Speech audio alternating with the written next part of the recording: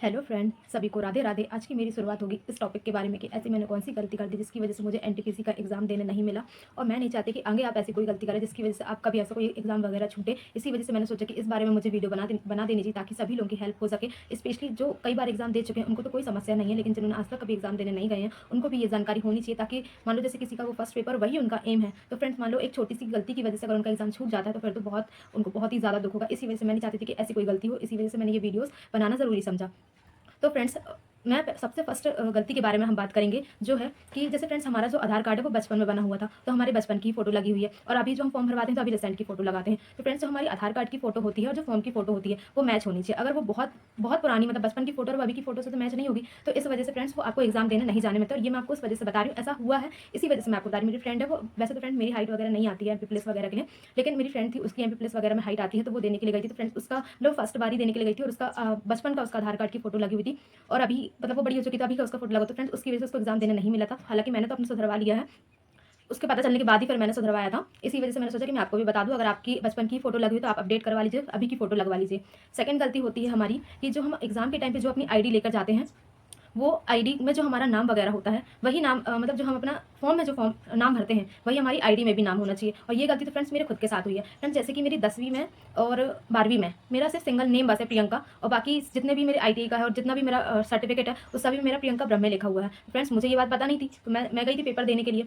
तो फ्रेंड्स हुआ ये कि उन्होंने जब मेरे इसमें लिखा हुआ था प्रियंका, जो मतलब उन्होंने 10वीं के हिसाब से फॉर्म भरे हुए थे, जब मैंने फॉर्म भरवाने के लिए गई थी तो उसमें लिखा हुआ था प्रियंका। और जब मतलब मैं वहाँ पे अपना वो आधार कार्ड में मेरा नाम लिखा था प्रियंका ब्रह्म है, तो मैंने जब अपनी चेकिंग वहाँ पे वो जो करते हैं उन्होंने चेकिंग किया तो उन्होंने देखा कि प्रियंका ब्रह्म है। और फ्रेंड्स मैं लास्ट टाइम मतलब टाइम कम था, मतलब अब सिर्फ अंदर जाने का ही टाइमिंग था, तो अब उन्होंने फ्रेंड्स बोल दिया कि आपने दूसरी आईडी लेकर, तो मेरे सभी आईडी में प्रियंका ब्रह्म लिखा हुआ है, सिर्फ 10वीं और 12वीं में बस प्रियंका लिखा हुआ है। तो फ्रेंड्स उस वजह से मुझे नहीं एग्जाम देने के लिए मिला। इसी वजह से फ्रेंड्स अब आप जो फॉर्म भरवाएं वही आप जो एग्जाम के टाइम पे जो आप आईडी लेके जाएंगे उसमें और आपके फॉर्म में दोनों में सेम नेम होना चाहिए। तो फ्रेंड्स फिर मैंने आके दोबारा तुरंत ही मतलब दूसरे दिन अपना जाके फिर मैंने अपना नाम चेंज करवाया। तो अभी फिर मैंने आधार कार्ड में अपना नाम सिर्फ प्रियंका करवाया। तो मैं अभी जब भी एग्जाम के लिए लेके जाती हूँ तो वही आईडी को लेकर जाती हूँ। बाकी फ्रेंड्स अब मुझे भी नहीं पता कि डॉक्यूमेंट वेरिफिकेशन के टाइम में इसमें क्या कुछ समस्या होती है या नहीं होती, भगवान करे ना हो।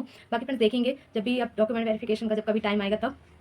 और फ्रेंड्स तीसरी गलती हो जाती है कि हम सबसे जिनको मतलब जिनके बाल वगैरह बड़े हैं या जिनके जैसे फ्रेंड्स आप देख पाते हैं, मेरे मुझे नहीं पता था फ्रेंड्स, ये तो खैर गलती नहीं है, ये सिर्फ हमें अपना ख्याल रखना चाहिए, ये वाली बात है। जैसे मान लीजिए फ्रेंड्स मुझे भी ये बात नहीं पता थी, क्योंकि मैं भी धीरे धीरे एग्जाम वैसे मैंने बहुत ज़्यादा एग्जाम वगैरह नहीं दिए हैं, मैंने मुश्किल से एक या दो तीन एग्जाम दिए हैं।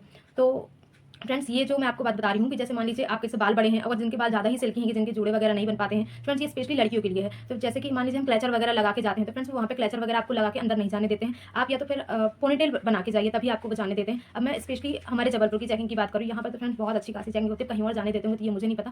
बाकी हमारे यहाँ पे तो मतलब जैसे अगर आपने क्लेचर वगैरह लगाए और जुड़े वगैरह करे तो आपको नहीं जाने देंगे। और ये फ्रेंड्स ये मेरे साथ खुद हुआ था कि मुझे एक बार मतलब मैंने क्लेचर वगैरह ही लगाया तो मुझे नहीं पता था फ्रेंड्स, में से मैंने एक बार एग्जाम दिया था। तो फ्रेंड्स उस टाइम पर ऐसा कुछ नहीं होता, लेकिन फ्रेंड्स अभी शायद अब इतनी नकल होने लगी है तो शायद इस वजह से ऐसा होगा। तो फ्रेंड्स मतलब उन्होंने क्लेचर वगैरह निकलवा लिए, फ्रेंड्स क्लेचर भी निकलवा लिए मैंने, तो हालांकि 2 क्लेचर लगाते थे वो भी उन्होंने निकलवा लिए। अब फ्रेंड्स मुझे ये नहीं समझ ऐसे बाल खोल के कैसे जाएगा, और मेरे पास रबड़ बैंड वगैरह थी नहीं, इस वजह से फ्रेंड्स तो फिर मैं ऐसे ही बाल खोले लेके गई। और मेरे साथ प्रॉब्लम ये है कि मैं जूड़ा वगैरह बनाती हूँ तो वो ज़्यादा टाइम तक रहता नहीं, तो आपको एग्जाम के बीच में फिर बीच बीच में आपके बाल डिस्टर्ब करते हैं। इसी वजह से फ्रेंड्स मैं अब जब भी एग्जाम वगैरह देने जाती हूँ तो मैं चोटी बना के जाती हूँ ताकि ऐसी कोई डिस्टर्बेंस ना हो। तो आप भी जो भी लड़कियाँ हैं जिनको भी ऐसा बालों से थोड़ी बहुत समस्या वगैरह होती है तो वो चोटी ही हमेशा बना के जाएं।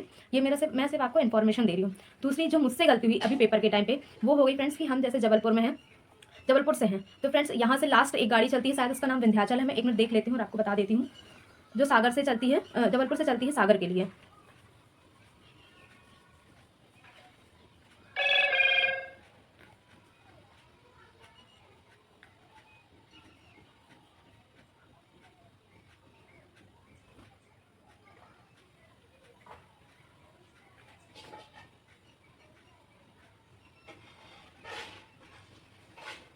हाँ फ्रेंड्स, ये जो मैं आपको नाम सही बताई थी, जबलपुर से लास्ट से चलती है गाड़ी, जो कि है सागर के लिए, जो कि फ्रेंड्स आपको मिलती है मतलब यहाँ से जबलपुर से 9:05 पे आपको मिलती है, और जो आपको सागर पहुँचाती है 2:30 बजे। फ्रेंड्स ये गाड़ी जो रहती है वो लास्ट रहती है। और फ्रेंड्स मैं 2 बार गई हूँ अपनी बहन को पेपर दिलवाने के लिए, इस वजह से मुझे पता था कि मतलब ये गाड़ी सही टाइम पर, मतलब वैसे तो लेट ही चलती है, आपका 2:30 बजे टाइम है, तो हम लोग का 2 शिफ्ट में पेपर रहा, 2 शिफ्ट में 3rd शिफ्ट में, तो फ्रेंड्स ये मतलब फिर भी 6 साढ़े 6 बजे तक पहुँचा देती है। तो फ्रेंड्स इस बार जो मेरा एनटीपीसी का पेपर था वो था सुबह 1st शिफ्ट में था, और फ्रेंड्स वो था मतलब 7:30 बजे, जैसे 7:30 बजे इनकी रिपोर्टिंग टाइम होती है, 7:30 से 8:30, और 7:45 से आपका पेपर चालू होता है।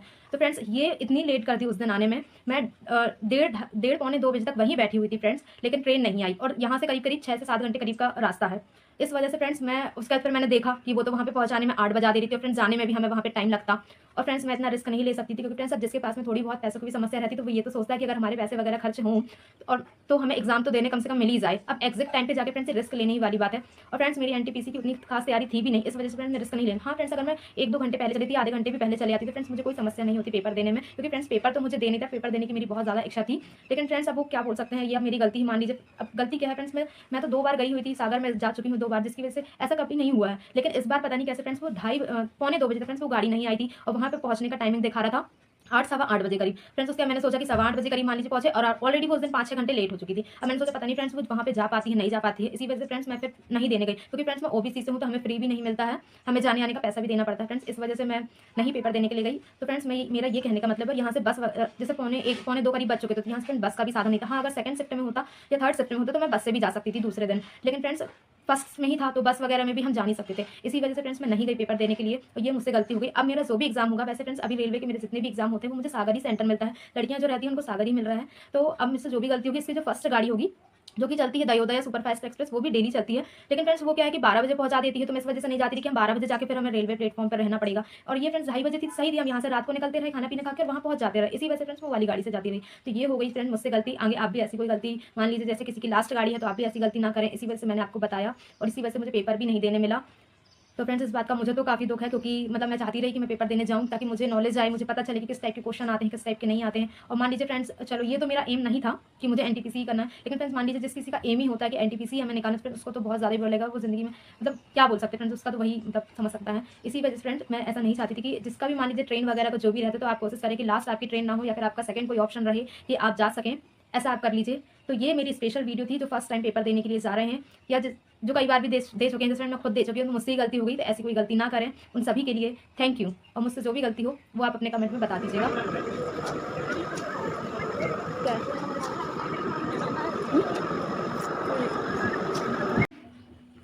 फ्रेंड्स अगर आपको मेरी वीडियो पसंद आ रही है और यूज़फुल लग रही है तो लाइक, कमेंट और शेयर कीजिए। Thank you.